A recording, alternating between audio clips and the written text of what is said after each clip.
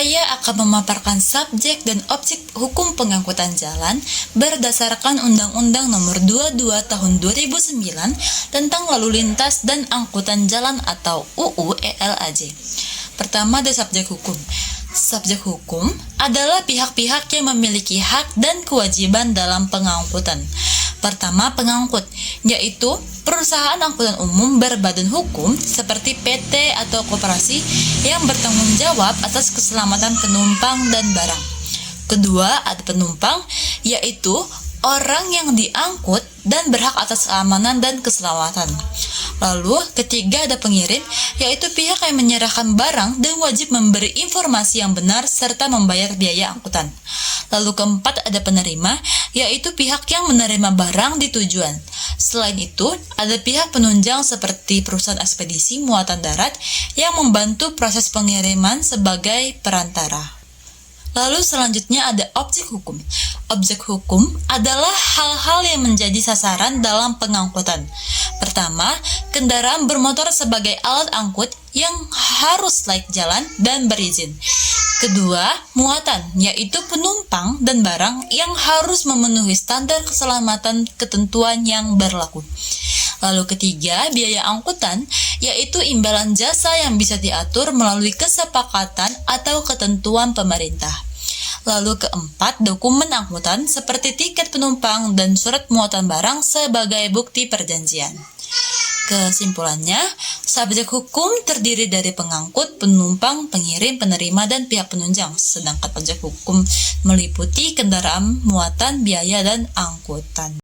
Selanjutnya, subjek hukum dan objek hukum pengangkutan kereta api. Subjek hukum pengangkutan kereta api, yang pertama, pihak pengangkut badan usaha milik negara berbentuk persero yaitu PT Kereta Api Indonesia.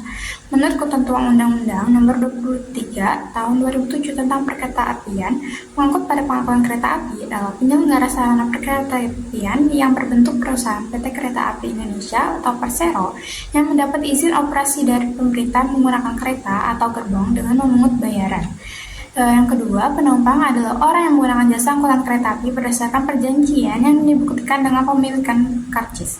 Yang ketiga, pengirim dalam pengangkutan dengan kereta api Indonesia adalah pihak dalam perjanjian yang berstatus sebagai pemilik barang atau bertindak mewakili pemilik barang atau sebagai penjual, membayar biaya pengangkutan, pemegang dokumen pengangkutan barang.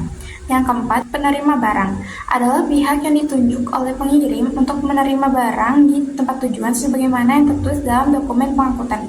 Dasar hukum penerima barang diatur dalam pasal 145 Undang-Undang Nomor 23 Tahun 2007.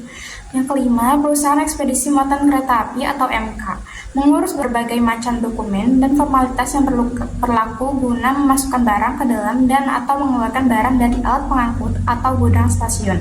Yang keenam, agen perjalanan adalah perusahaan yang kegiatan usahanya mencarikan penumpang bagi perusahaan pengangkutan kereta api. Yang ketujuh, perusahaan muat bongkar adalah perusahaan yang menyediakan jasa bongkar muat barang dari dan ke gerbong kereta api di stasiun atau terminal barang. Selanjutnya, objek hukum pengangkutan kereta api. Yang pertama, alat pengangkut di atas rel disebut kereta api yang dijalankan oleh masinis. Menurut kegunaannya, kereta api digolongkan menjadi dua, yaitu kereta dan gerbong. Kereta digunakan untuk mengangkut barang, biasanya disebut kereta api penumpang. Gerbong digunakan untuk mengangkut barang, biasanya disebut kereta api barang. Kedua, muatan adalah objek yang diangkut oleh kereta api baik berupa penumpang atau orang maupun barang. Yang ketiga, biaya angkutan adalah sejumlah uang yang dibayarkan oleh pengguna jasa kepada pengangkut sebagai imbalan atas jasa pengangkutan yang diberikan. Yang keempat, dokumen angkutan kereta api dapat berupa karcis atau tiket kereta api penumpang dan surat pengangkutan barang. Indonesia adalah negara kepulauan di mana lebih dari 90% keluar masuknya barang bergerak melalui laut. Hal ini diatur dalam Undang-Undang Nomor 17 Tahun 2008. Ada dua subjek utama dalam hal tersebut. Yang pertama adalah pengangkut, yaitu perusahaan pelayaran, nahkoda, dan anak buah kapal. Lalu ada pengguna jasa, yaitu penumpang, pengirim barang atau shipper, dan penerima barang. Selain dua subjek utama tersebut, ada perusahaan penunjang, yaitu seperti agen pelayaran yang mewakili pengangkut di pelabuhan dan perusahaan bongkar muat yang menangani keluar masuknya barang. Jika terjadi kerusakan pada barang atau penumpang celaka, yang bertanggung jawab adalah pengangkut. Perusahaan pelayaran wajib menjamin keselamatan penumpang dan keutuhan barang sejak diterima di pelabuhan awal sampai diserahkan di pelabuhan tujuan. Ada 4 objek, yaitu yang pertama adalah kapal. Kapal adalah objek hukum bergerak yang dapat dijadikan agunan melalui hipotek kapal. Yang kedua adalah muatan, yaitu kargo umum dan barang berbahaya yang sesuai dengan IMCD Code. Yang ketiga ada freight, yaitu biaya angkut yang telah disepakati oleh kedua belah pihak yang dapat dibayarkan di awal oleh pengirim atau diterima atau di akhir oleh penerima. Yang keempat adalah bill of lading yang memiliki 3 fungsi utama. Yang pertama adalah bukti kepemilikan, di mana siapa yang memiliki dokumen asli dia adalah pemilik barang sebenarnya. Yang kedua adalah dokumen tersebut memuat isi perjanjian yang telah disepakati oleh kedua belah pihak. Yang ketiga, bukti terima, di mana dokumen tersebut berisikan bahwa barang tersebut telah diterima dengan keadaan yang ada di dalam dokumen tersebut. Undang-Undang Nomor 17 Tahun 2008 adalah fondasi hukum yang menjamin dan mengatur keluar masuknya barang sampai diterima oleh tangan yang tepat. Selanjutnya ada nomor 4, yaitu pengangkutan udara. Menurut Undang-Undang Nomor 1 Tahun 2009 tentang penerbangan, pengangkutan udara merupakan kegiatan pemilihan penumpang, kargo, atau pos dari satu tempat ke tempat yang lain dengan menggunakan pesawat udara. Di Indonesia sendiri, pengangkutan udara itu diatur dalam Undang-Undang Nomor 1 Tahun 2009. Nah, undang-undang ini mengatur penyelenggaraan penerbangan secara umum, termasuk hubungan hukum antara pengangkut, penumpang, pengirim barang, serta pihak-pihak penunjang lainnya. Yang pertama, ada pihak pengangkut atau maskapai. Pihak pengangkut adalah badan usaha angkutan udara atau badan usaha angkutan udara niaga yang memperoleh izin dari pemerintah untuk menyelenggarakan jasa transportasi udara. Dalam praktiknya, pengangkut biasanya berupa maskapai penerbangan yang bertanggung jawab membawa penumpang atau barang sampai ke tujuan dengan selamat, aman, dan sesuai perjanjian pengangkutan. Pengangkut sendiri memiliki kewajiban memberikan pelayanan, menjaga keselamatan penerbangan, serta bertanggung jawab atas kerugian, keterlambatan, kecelakaan, kehilangan bagasi, atau kerusakan kargo sesuai ketentuan hukum. Penumpang sendiri adalah orang yang menggunakan jasa angkutan udara berdasarkan tiket yang sah. Dengan membeli tiket, penumpang memperoleh hak untuk diangkut tujuan serta mendapatkan perlindungan hukum selama perjalanan. Pengirim kargo adalah orang perseorangan atau badan hukum yang menyerahkan barang kepada pengangkut untuk dikirim melalui udara. Lalu selanjutnya ada perusahaan penunjang. Perusahaan penunjang itu terdiri dari yang pertama ada agen perjalanan, merupakan perusahaan yang bertindak sebagai perantara penjualan tiket, reservasi perjalanan, dan pelayanan informasi penerbangan. Lalu selanjutnya ada ground handling, adalah perusahaan atau unit usaha yang menyediakan pelayanan di darat bagi pesawat, penumpang, dan barang di bandara. Kegiatannya meliputi check-in penumpang, penanganan bagasi, pemuatan, dan pembongkaran kargo. Lalu, status hukum subjek menurut Undang-Undang Penerbangan. Yang pertama, maskapai penerbangan berstatus sebagai badan hukum atau badan usaha yang memperoleh izin usaha angkutan udara niaga dari pemerintah.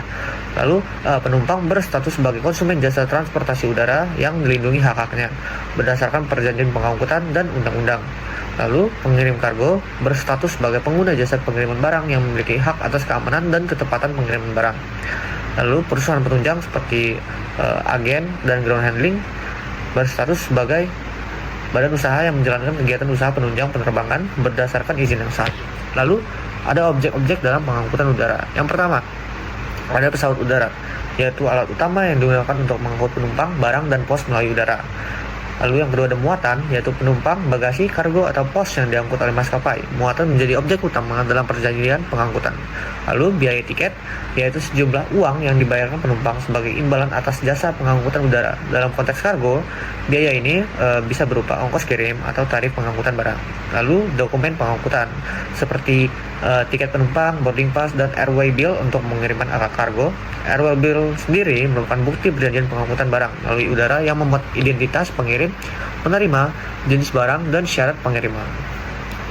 Perkenalkan, nama saya Pandi Soban Manurung dengan NPM 24520111139. Saya akan menjelaskan tentang subjek hukum pengangkutan, yaitu siapa saja pihaknya. Baik, di video ini saya akan membahas tentang adalah pengangkut, atau yang dalam bahasa Inggris disebut carrier. Di pengangkutan kereta api, pengangkutnya adalah PT KAI yaitu BUMN. Di pengangkutan darat, pengangkutnya adalah perusahaan angkutan umum. Di laut, yaitu perusahaan pelayaran, dan di udara adalah perusahaan penerbangan. Untuk poin pentingnya tentang status pengangkut adalah tempat pengangkut di atas berstatus badan hukum baik BUMN, BUMD, maupun badan hukum Indonesia lainnya. Tidak ada pengangkut yang berstatus perseorangan. Sekarang ada hal yang mungkin sering kita salah pahami, yaitu masinis, sopir, nakoda, dan pilot. Mereka bukan BUMN pengangkut.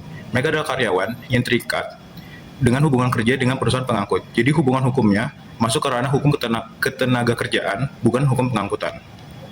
Selain pengangkut dan operator, ada juga pengiriman barang dan penerima kiriman. Keduanya bisa berstatus sebagai perseorangan maupun perusahaan. Di semua moda, sedangkan penumpang selalu berstatus sebagai perseorangan. Di segmen berikutnya, saya akan membahas tentang perusahaan penunjang, siapa saja yang mendukung operasional pengangkutan di balik layarnya. Di setiap moda pengangkutan ada pihak-pihak lain yang tidak langsung mengangkut, tapi sangat penting dalam ekosistemnya. Mereka disebut perusahaan penunjang. Yang pertama itu ada ekspedisi muatan. Di kereta api, disebut ekspedisi muatan KA, yaitu kereta api. Di truk disebut ekspedisi muatan truk, di kapal laut disebut EKML, atau ekspedisi muatan kapal laut, dan di udara disebut EMKU, yaitu ekspedisi muatan kapal udara.